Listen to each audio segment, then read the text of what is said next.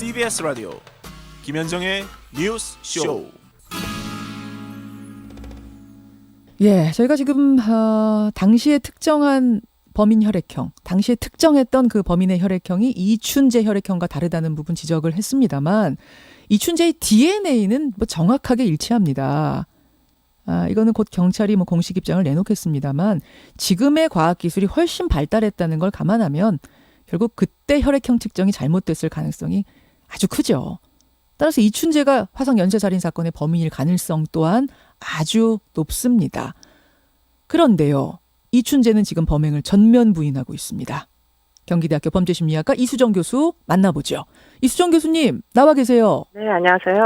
경찰이 국과수에 의뢰한 현장 증거물이 10개였다고 하는데 그중에 3개, 그러니까 5차, 7차, 9차 사건에서 나온 증거물 속 DNA가 이춘재 DNA와 일치했다.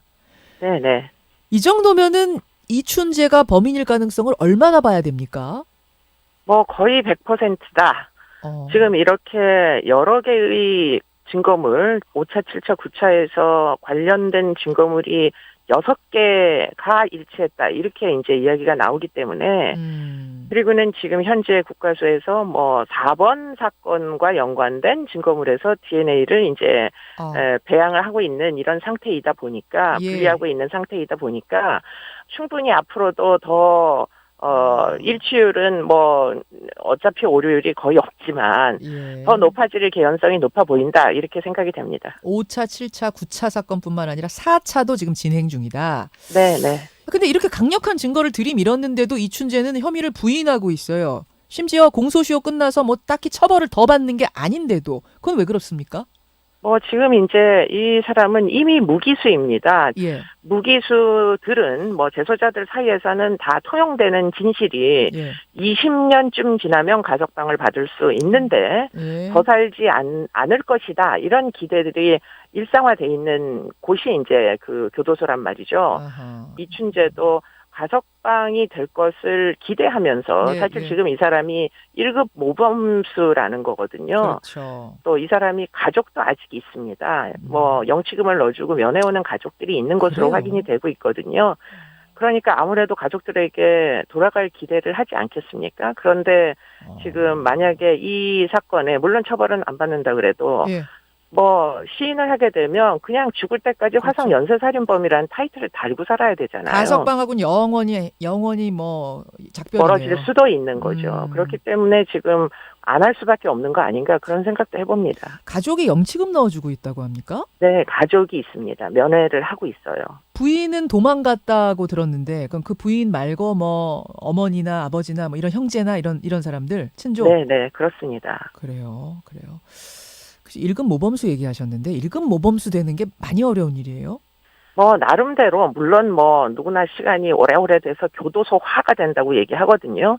그렇게 되면 교도소에 매우 적응적인 뭐 인물들이 될 수는 있다고 하지만 그러나 그럼에도 불구하고 뭐 기존의 연쇄살인범들 중에 유영철 같은 경우에는 여러 번 징계를 받은 기록들이 있거든요. 교도소 안에서 말썽을 여러 번 일으켰기 때문에. 그리고는 뭐 자살이나 자해 시도를 해도 그것도 징계 사안입니다. 그러다 보니까 정남규 같은 경우에는 자살 시도 여러 번 하다가 결국은 뭐 사망했고요. 그런데 문제는 이춘재라는 사람의 자극은 그것이 대부분 아주 연약한 여성, 예컨대 10대 여자들이나 나이가 많으신 여성들이 피해자가 됐거든요. 그렇죠. 저항 능력이 없는.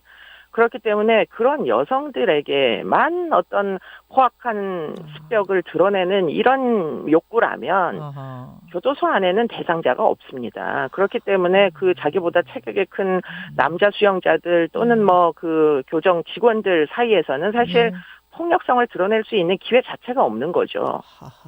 그러나 이제 바깥으로 나오게 되면 출소를 하게 되면 그 다음에 어떻게 될 것이냐. 이 부분은 지금 상당 부분 문제 가능성을 담보하고 있다고 봐야 될 것이다라는 생각은 할 수 있죠. 예. 또 특징적인 게 뭐냐면 용의자가 여성 사진 10장을 본인 사물함에 넣어두고 보관했다. 근데 그 대부분 음란물이었다라는 증언이 나왔어요. 네. 이건 어떻게 보세요? 그러니까 이춘재가 저지른 뭐 만약에 진범이라면 그 범행의 내용이나 지금 이제 이렇게 음란물 사진을 교도소는 다 금지돼 있습니다. 그런 것들이. 그렇죠. 굉장히 위험 부담을 안고서도 그걸 보존을 했다는 얘기는 그만큼 성도착에 해당하는 어떤 과학적인 성적인 욕망이 강렬하다 이렇게 볼 수밖에 없고요. 예. 지금 처제를 살해했던 사건의 이제 내용을 보더라도 굉장히 포악하고 잔혹한 범죄였고 또 그 당시에 아내도 이제 성적으로 굉장히 포악했던 점을 진술을 했던 내용들이 거기에 나오거든요. 예. 그런 부분은 여성을 향해서 있는 거지 남성을 향한 것이 아니다. 그렇다 그렇기 보니까 때문에 감옥에서는 얌전히. 그렇습니다. 네.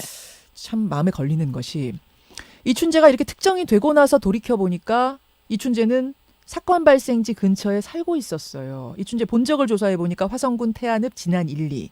네. 그런데 사건은 대부분 그 일대에서 벌어졌습니다. 도심처럼 아파트가 밀집해서 뭐 인구 밀도가 높아서 이춘재를 용의선상에 놓지 못했다라고 하기에는 거기는 한적한 곳이란 말입니다. 네. 어떻게 용의선상에 한 번도 오르지 않았는가 이해가 안 가요.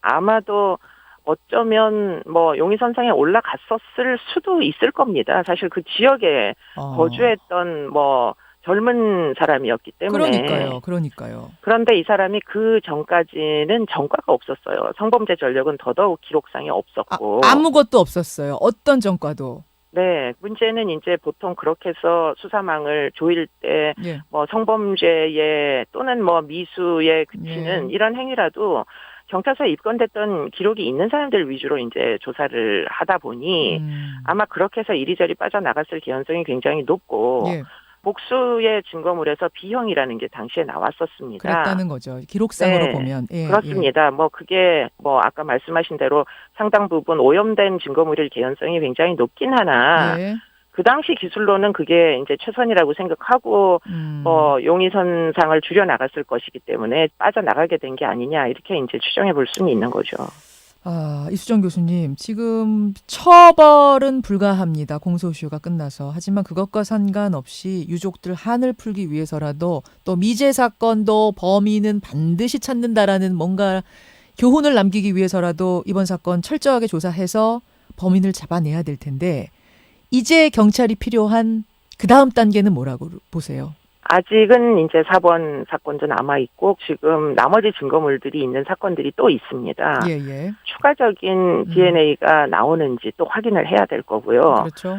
문제는 91년도 이후부터 처제를 죽인 93년도 12월 달 사이가 비거든요. 한 2년 비네요. 2년 조금 넘게 비는데 그게 혹시 청주 인근에 만에 하나 유사한 뭐 스타킹 매듭으로 결박된 여성 강간 살해된 시신이 있다거나 또는 성범죄가 미수에 그쳐서 목격자가 추가적으로 있다거나 이런 이제 여죄가 있는지도 물론 뭐 공소권은 다 끝나기는 했지만 결국 뭐 사법제도가 해야 될 책무 중에 하나는 피해의 회복이거든요. 지금 피해자 가족들이 살아 계시잖아요. 그렇죠. 그러니까 설명을 해야 될 책무도 국가에 있는 겁니다.